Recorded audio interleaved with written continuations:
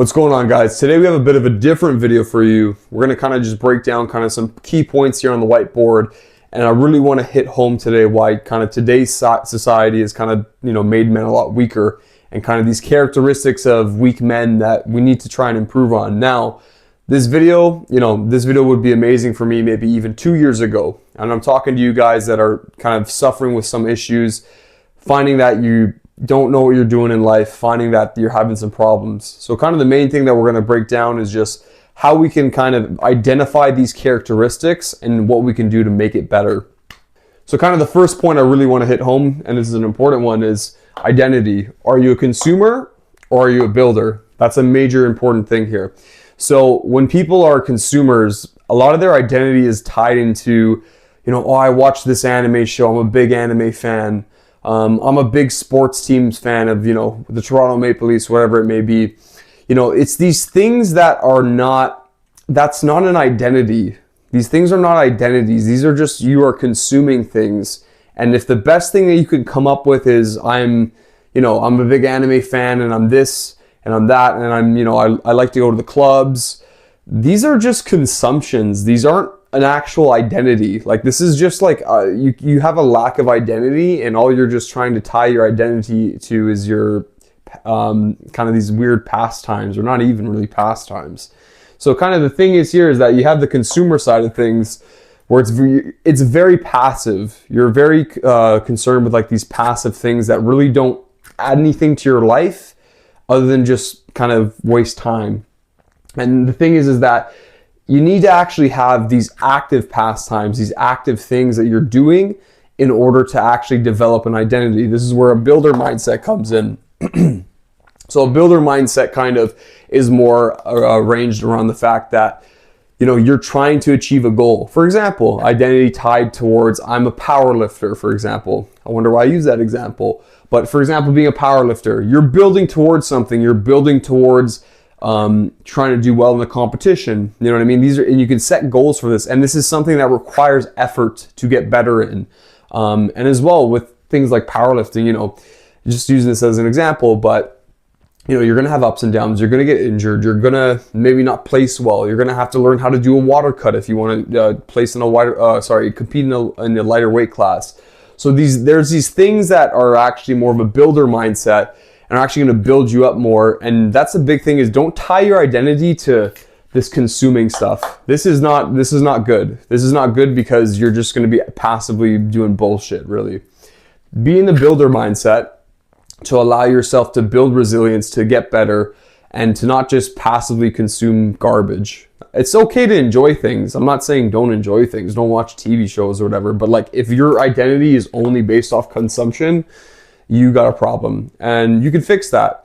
So even small things like deleting Instagram is really good. Not consuming and doom scrolling social media constantly. That's very important. Starting a social media page, example. So you have the flip side, which is like you're just doom scrolling, versus you can actually create content and you can actually try to give something to people. Now we'll go into the next point here, is reactivity. Okay. So kind of, are you very reactive? This is a big thing with men, and I find it today is they're very, very reactive, and they get very emotional once there's either kind of some type of discomfort or there's some type of adversity.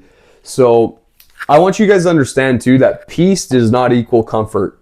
Okay, so being at peace isn't just, it's easy to be a Buddhist monk and you're meditating at the top of the mountain and you're doing nothing, right? Because you're not really, you're not dealing with too many adversities really. Everything's just very calm, neutral, whatever, right? You're basically like a boat that's tied to the dock.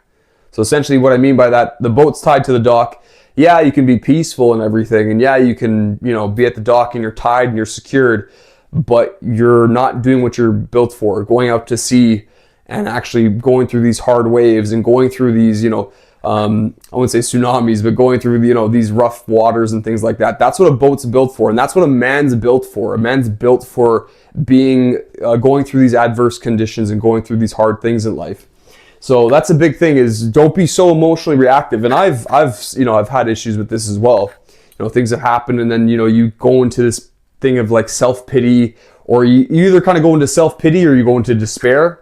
they kind of are both related, but the self-pity kind of, I'm feeling sorry for myself. Oh, how could this happen to me? Or the despair on the other side is, oh, I'm a loser. I can't do anything. I'm this, I'm that. And you kind of put a lot of blame. It is good to put blame on yourself, but it's not healthy. And then kind of tying into the reactivity is when you do face that adversity, you're going, this is happening to me, right? Oh my goodness, how could this happen? All these things are so bad. This is terrible versus how do I respond to this? Right? Because when you have this, oh, I can't do anything, this is happening to me, this is a weird victim mindset, because it's like this weird cycle of people enjoy rheumatizing on things, and they enjoy kind of, oh, I'm powerless and I can't do this, because it allows people to like dismiss the fact they can do something about it.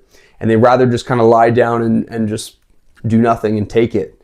And that's easy, right? Because that doesn't really require a lot of effort. To self-pity and just to wallow doesn't really require a lot of effort, and it's kind of an easy way out versus, okay, this happened, how do I respond? And this is very important, because when you actually have this mindset, you're putting power into yourself. You're saying, yeah, these things were shitty, this wasn't a nice thing that happened, but I need to be able to respond, and I can respond to this to make the situation better, right? That's a big thing. It's just, you need to give yourself that power, right? You need to give yourself that power to, how can I respond? How can I make the situation better? And we have narcissism. So this is a big weakness of them. This is why men are very weak now. And kind of, it's funny because I was a really big Andrew Tate guy. And even then, there are some takeaways from Andrew Tate that could be that are good. For example, working hard, trying to be financially free, providing for your family, providing for your wife. These are very good aspects, but also the problem with him is that it's all tied into narcissism.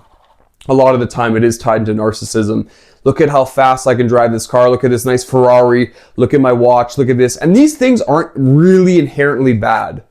It's a lot of the times it's a bit of a cope that people like to do as well as, oh my God, money doesn't buy happiness and money's terrible, all this. No, money's not bad. Money's pretty indicative of hard work most of the time, unless you've inherited it. Money's actually a good thing because it indicates hard work. But the thing is, it's the love of money. It's, I will do anything to get this money, and money's my God. Money's the most important thing to me. And tying it back here is that what you have, it's all about what you have, right? So because we're on social media all the time, everyone's like, what do I have? How can I flex on this person? How can I whatever? It's trying to show I'm better than you. I'm cooler than you. I have to prove that I'm better. All these things. Look at my watch, right? Versus it's cool to have that stuff, but that is not, like, that's not on the hierarchy of the top things you need.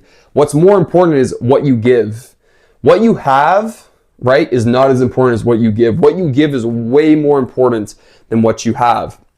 And that's because the whole thing is, it ties back to the narcissism. What you have, you're not helping anybody by what you have, really.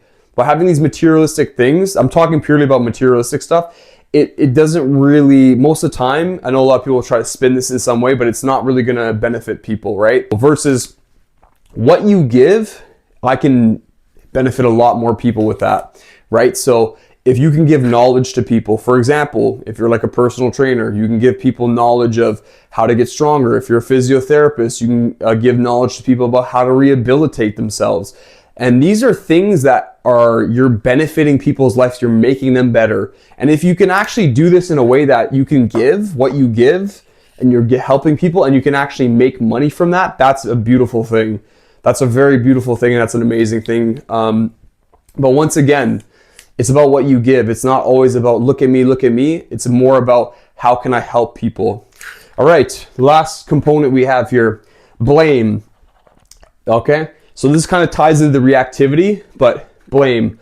Are you going to be passive? Are you going to put the blame on other people? I didn't pass this course because it was this teacher.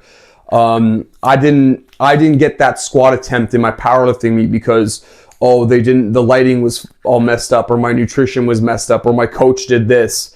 Or like, for example, she broke up with me because she was a bitch and she was a total asshole. She was a narcissist. These are just putting the blame on other people versus understanding, okay, look, this happened. Once again, this happened. How do I respond?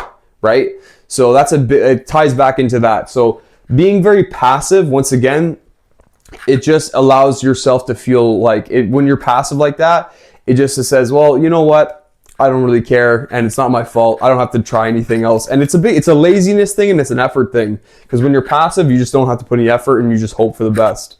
Versus a failing forward kind of mindset. At the end of the day, even if you do fail at something, you know what I mean? If you, like, so let's say, for example, like, okay, you want to do I'm going to use powerlifting as an example throughout the whole video, but if you want to do a powerlifting competition, right? So what you're going to do, you want to get stronger, do the powerlifting competition. Let's say you go into the powerlifting competition and you bomb out. Bombing out means you miss all the attempts. You don't get any of them right.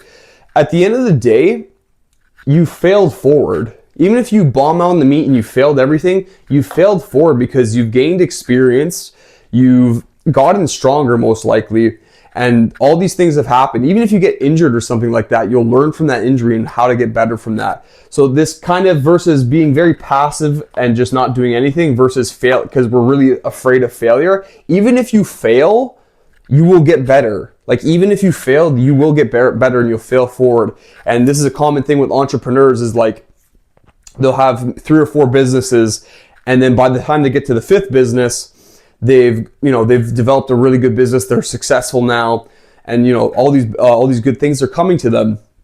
Versus kind of, when they had the 1st, 2nd, 3rd, 4th business, even though they were failing businesses, they still learned so much from failing in those businesses that if they didn't have that failing forward mindset, they wouldn't have gotten to that 5th business. And if they stayed passive, they would have never got there. They wouldn't have got to that 5th business and essentially would have improved everything, learned from those past mistakes and improved their life and improved their finances, all that stuff. I hope that was helpful for you guys. Make sure to leave some comments, like the video. Appreciate you guys. Have a good rest of your day.